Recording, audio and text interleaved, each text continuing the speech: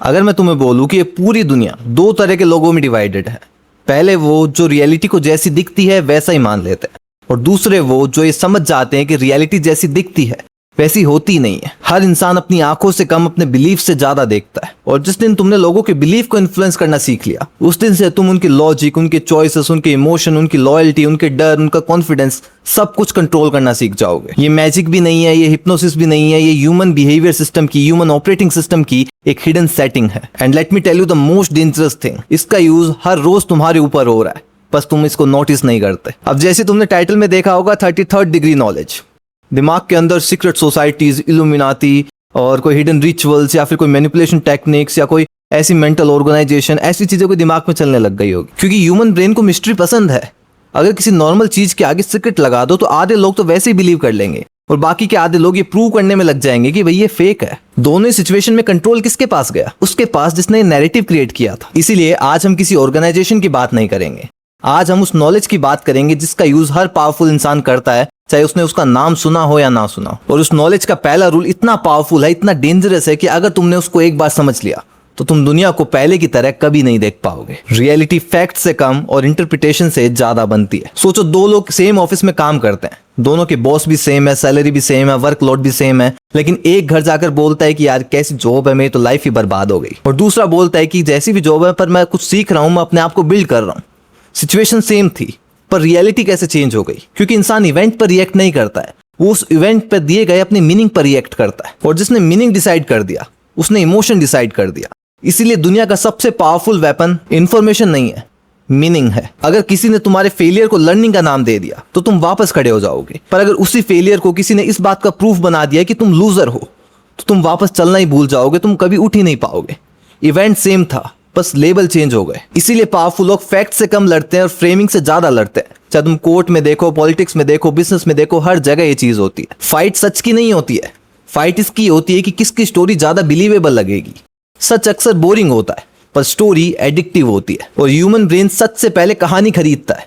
इसीलिए ब्रेकअप करते टाइम पर कोई भी ये नहीं बोलता सीधा कि भाई मेरा इंटरेस्ट खत्म हो गया, सब बोलते हैं कि भाई तू चेंज हो गया। बॉस ये नहीं बोलता तुम्हें निकालने से पहले कि मुझे अपना बजट बचाना है, मैं अपना बजट बचाने की कोशिश कर रहा हूं। वो बोलता है कि भाई कंपनी रिकंस्ट्रक्टिंग कर रही है। दोस्त कभी नहीं बोलता कि भाई मुझे तुझसे काम है, वो बोलता है कि भाई तू तो अपना ही है। सब फ्रेमिंग है, और तुम बस उस फ्रेम के अंदर इमोशनल रिएक्शन देते रहते हो। अब इसके लिए एक परफेक्ट एग्जांपल सुनो। एक रेस्टोरेंट में कोई अपनी जो मेन थाली होती है उसका नाम रख दे सिर्फ दाल चावल, तुम 120 रुपए से ज्यादा नहीं दोगे उसके। पर अगर वही उसका कोई नाम रख दे, traditional, Himalaya, slow cooked, heritage चावल दाल, कुछ ऐसा, तो तुम उसके 620 रुपए तक भी दे दोगे, और फिर सेल्फी भी लोगे। दाल भी वही है, चावल भी वही है, सिर्फ इंटरप्रिटेशन बदल गया। इसीलिए कभी कभी हम प्रोडक्ट नहीं खरीदते, हम उसके साथ अटैच्ड आइडेंटिटी खरीदते हैं। रोलेक्स टाइम नहीं बेचता, फरारी स्पीड नहीं बेचती, लग्जरी ब्रांड्स कपड़े नहीं बेचते, वो सिर्फ एक फीलिंग बेचते हैं। ये फीलिंग कि तुम इंपॉर्टेंट हो, और कोई भी इंसान उस फीलिंग के लिए अपने लॉजिक को आसानी से सेक्रीफाइस कर देता है। अब दूसरा प्रिंसिपल समझो, ह्यूमन ब्रेन रियलिटी को ऑब्जर्व नहीं करता, प्रेडिक्ट करता है। मतलब जो चीज तुम पहले से बिलीव करते हो, तुम्हारा ब्रेन उसके रिलेटेड ही एविडेंस ढूंढने लगता है। अगर तुम ये बिलीव करते हो कि ये दुनिया डेंजरस है, तो तुम्हारा ब्रेन हर चीज को थ्रेट की तरह देखेगा। अगर तुम ये बिलीव करते हो कि सारे लोग सेल्फिश होते हैं, तो तुम्हारा ब्रेन हर उस प्रूफ को कलेक्ट करेगा जो ये प्रूव करता है कि लोग सेल्फिश होते हैं। पर जब तुम्हें कोई जेन्युइन इंसान मिलेगा तो तुम उसे इग्नोर कर दोगे। इसी को कंफर्मेशन बायस कहते हैं। लेकिन यहीं से एक डार्क गेम शुरू होता है। अब सोचो, अगर किसी ने तुम्हारे बिलीफ को कंट्रोल करना शुरू कर दिया तो उसे तुम्हारे फ्यूचर डिसीजंस को कंट्रोल करने की जरूरत ही नहीं पड़ेगी, तुम्हारा ब्रेन खुद उसके लिए वो काम करेगा। इसीलिए अगर किसी बच्चे को बचपन में बार बार कहा जाए कि भाई तू इंटेलिजेंट नहीं है, तुझसे नहीं होगा कुछ, तो उसका ब्रेन इंटेलिजेंट अपॉर्चुनिटीज से दूर भागने लगता है, क्योंकि फिर उसका ब्रेन हर फेलियर को तो प्रूफ बना देता है और हर सक्सेस को लक बोलकर इग्नोर कर देता है। एक सेंटेंस उसकी पूरी आइडेंटिटी बन गया, और आइडेंटिटी से बड़ा प्रिजन इस दुनिया में कोई नहीं होता। जेल से तो लोग फिर भी भाग जाते हैं, आइडेंटिटी से भाग ही नहीं पाते। अब सोचो इसमें सोशल मीडिया क्या कर रहा है। रोज तुम्हारे सामने परफेक्ट बॉडीज आती है, परफेक्ट रिलेशनशिप आते हैं, परफेक्ट बिजनेसेस आते हैं, परफेक्ट लाइफस्टाइल आती है। अब धीरे धीरे तुम्हारे दिमाग ने एक फेक स्टैंडर्ड क्रिएट कर लिया। अब तुम अपनी नॉर्मल लाइफ को कंपेयर करते हो उनकी हाईलाइटेड रील से। रियलिटी चेंज हुई है क्या? नहीं हुई, बस तुम्हारा बेंचमार्क चेंज हो गया, और बेंचमार्क के चेंज होते ही तुम्हारा इमोशन भी चेंज हो गया। इसीलिए काफी सारे लोग डिप्रेशन रियलिटी की वजह से नहीं, बल्कि कंपैरिजन के बेंचमार्क की वजह से फील करते हैं। उनकी लाइफ खराब नहीं होती, उनके रेफरेंस पॉइंट खराब होते हैं। अगर तुम्हें ये वीडियो वैल्यूबल लग रहा है तो मैं तुम्हें बता दूं that this is just 10% of what I am giving in human behaviour playbook. अगर तुम ह्यूमन बिहेवियर को समझना चाहते हो कि क्यों लोग एक सर्टेन वे में एक्ट करते हैं, उनके बिहेवियर को कौन सी फोर्सेस चला रही है, क्यों हम लोगों को जल्दी जज कर लेते हैं, अच्छे लोग क्या सच में अच्छे होते हैं या फिर उनके पास अभी तक वो पावर नहीं आई है जिससे वो बुरे बन सकते हैं, हम इमोशनल इंटेलिजेंट कैसे बन सकते हैं, कैसे हम लोगों को उनके रिवील करने से पहले ही जज कर सकते हैं, पढ़ सकते हैं, कैसे हम मैनिपुलेशन से बच सकते हैं, उसको अपने फेवर में यूज कर सकते हैं, अपनी लाइफ को बेटर बना सकते हैं। तो ह्यूमन बिहेवियर प्लेबुक आपके लिए है। इसके अंदर आपको टोटल 7 मॉड्यूल मिलेंगे। हर मॉड्यूल में 3 डीप ऑडियो लेक्चर है और हर लेक्चर के साथ आपको एक इसकी डेडिकेटेड पीडीएफ मिलेगी जिसके अंदर उसकी summary, core insight, mental models और रिफ्लेक्शन क्वेश्चंस, ये सारी चीजें आपको मिलेगी। इसी के साथ साथ हर मॉड्यूल का अपना एक मेंटल क्विज भी होगा जिसके अंदर आपको पूरी तीनों लेक्चर के क्वेश्चंस मिलेंगे ताकि आप सिर्फ नॉलेज को कंज्यूम ना करो बल्कि उसको इंटरनलाइज भी करो। सो अगर आप ह्यूमन बिहेवियर को समझना चाहते हो तो ह्यूमन बिहेवियर प्लेबुक की लिंक आपको डिस्क्रिप्शन और पिन कमेंट में मिल जाएगी। अब तीसरा प्रिंसिपल और भी डेंजरस है। लोग डिसीजन लॉजिकली नहीं लेते, पहले इमोशनली डिसाइड करते हैं, फिर लॉजिक से उसे जस्टिफाई करते हैं। अगर किसी से पूछूं कि भाई तुमने आईफोन क्यों लिया, तो बोलेगा कि भाई इसका कैमरा अच्छा था, प्रोसेसर अच्छा था। पर अगर यही सेम फीचर कोई अननोन कंपनी दे रही होती तो क्या वो फोन लेता? शायद नहीं लेता, क्योंकि डिसीजन पहले स्टेटस ने लिया, लॉजिक तो बाद में बस अपने डिसीजन का लॉयर बन गया। हमारा ह्यूमन माइंड जज कम है और लॉयर ज्यादा है। पहले अपना क्लाइंट चूज करता है, फिर उसके फेवर में आर्ग्यूमेंट्स बनाता है। इसी वजह से काफी सारी डिबेट्स नहीं होती। दो लोग सच ढूंढने के लिए नहीं बैठे हैं, दोनों बस अपने ईगो को सेटिस्फाई करने के लिए बैठे हैं। दोनों अपने ईगो के लॉयर बनकर आए हैं। तुम जितने फैक्ट्स दोगे उतनी क्रिएटिविटी से सामने वाला एक्सक्यूजेस बना लेगा। इसीलिए कुछ लोगों का एविडेंस नहीं बदलते, उनकी सोच को एक्सपीरियंस बदलता है। ईगो जब तक सेफ है तब तक बिलीफ वही रहेगा। पावर का मतलब लोगों को फोर्स करना नहीं होता। पावर का मतलब लोगों को ये फील करवा देना होता है कि भाई डिसीजन तो उनका ही है, जबकि असली डायरेक्शन तुमने सेट की है। इसीलिए बेस्ट मैनिपुलेटर्स कभी भी कमांड नहीं देते, वो इन्वायरमेंट क्रिएट करते हैं और फिर इन्वायरमेंट उस इंसान से वही करवा लेता है जो वो मैनिपुलेटर करवाना चाहता है। अगर तुम किसी रूम का टेम्परेचर बदल दो तो लोग कपड़े खुद बदल लेंगे, तुम्हें ऑर्डर देने की जरूरत ही नहीं पड़ेगी। यही साइकोलॉजी थॉट्स के साथ भी चलती है। बस इन्वायरमेंट ही ऐसा बना दो कि वो बिलीफ नेचुरली ग्रो हो जाए। और जब तुम इस बात को समझ जाते हो तो तुम्हें ये बात समझ में आती है कि दुनिया के सबसे पावरफुल लोग वो नहीं होते जिनके पास सबसे ज्यादा फॉलोवर्स है, सबसे ज्यादा पैसे है या सबसे ज्यादा इन्फ्लुएंस है।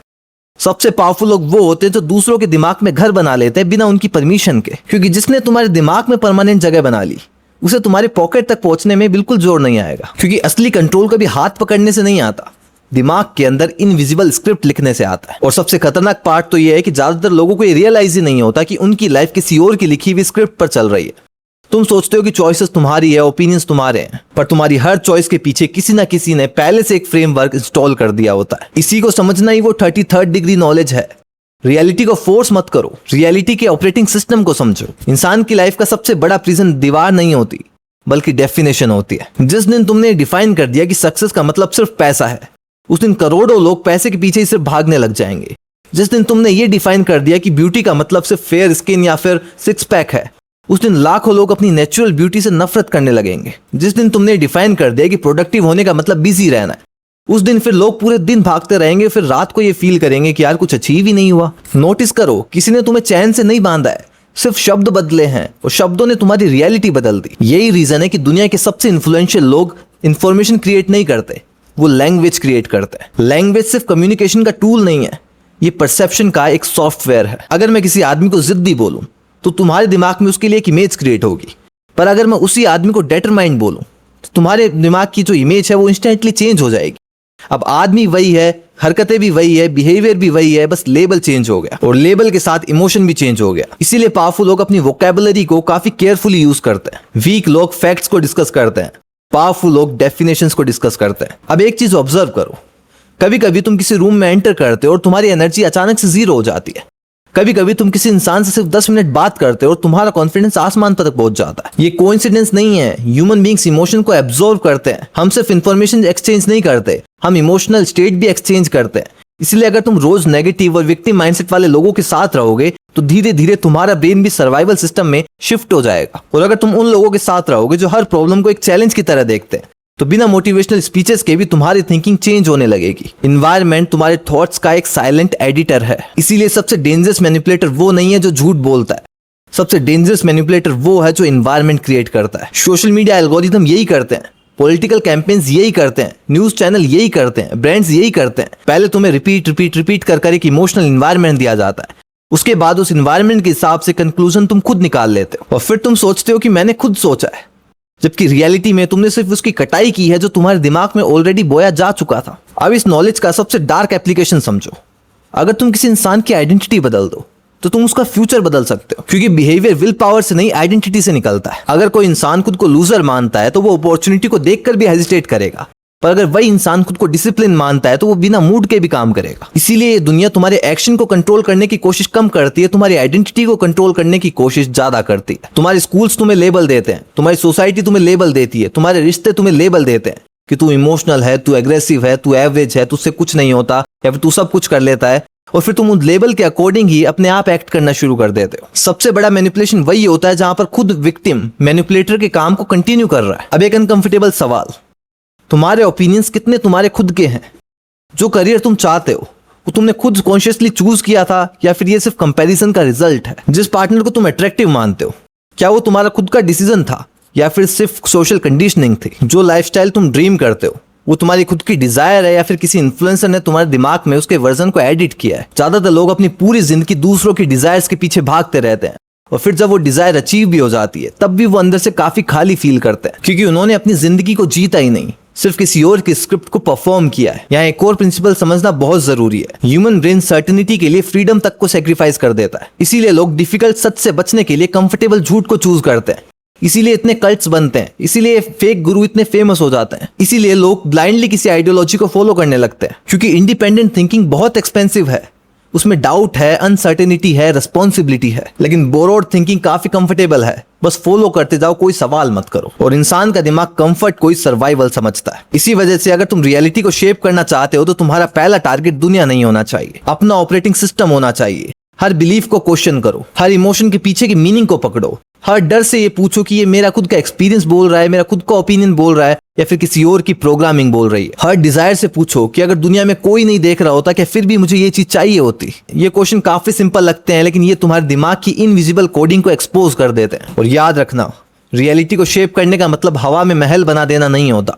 रियलिटी को शेप करने का मतलब होता है पहले अपने परसेप्शन को शेप करना, क्योंकि परसेप्शन ही डिसीजन बनाते हैं, डिसीजन से हैबिट बनती है, हैबिट से आइडेंटिटी बनती है, और आइडेंटिटी फिर इवेंचुअली तुम्हारी डेस्टिनी बन जाती है। लोग अपनी डेस्टिनी बदलने के शॉर्टकट्स ढूंढते रहते हैं, जबकि उसका पहला स्टेप अपने परसेप्शन को चेंज करने से होता है। इसीलिए अगर तुम इस वीडियो से कोई एक बात लेकर जाओ तो वो ये लेकर जाना कि इस दुनिया का सबसे डेंजरस बैटलफील्ड कोई पॉलिटिक्स, रिलेशनशिप या कोई बिजनेस नहीं है, बल्कि तुम्हारा खुद का माइंड है। और जिस दिन तुमने ये आइडेंटिफाई करना सीख लिया कि कौन सी आवाज तुम्हारी खुद की है और कौन सी किसी और की प्रोग्रामिंग है, उस दिन तुम रिएक्ट करना बंद कर दोगे और कॉन्शियसली अपनी रियलिटी को क्रिएट करना शुरू कर दोगे। क्योंकि 33rd डिग्री नॉलेज किसी सीक्रेट ऑर्गेनाइजेशन का सर्टिफिकेट नहीं है, ये वो लेवल है जहां तुम समझ जाते हो कि दुनिया को कंट्रोल करने से पहले तुम्हें उन इनविजिबल चेन्स को तोड़ना पड़ेगा जो तुमने अपने दिमाग में बना रखी है।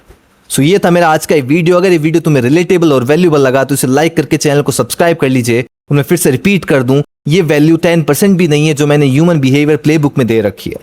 सो अगर तुम उसको एक्सप्लोर करना चाहते हो तो डिस्क्रिप्शन और पिन कमेंट में तुम्हें उसकी लिंक मिल जाएगी। मिलते हैं नेक्स्ट वीडियो में। Thank you very much.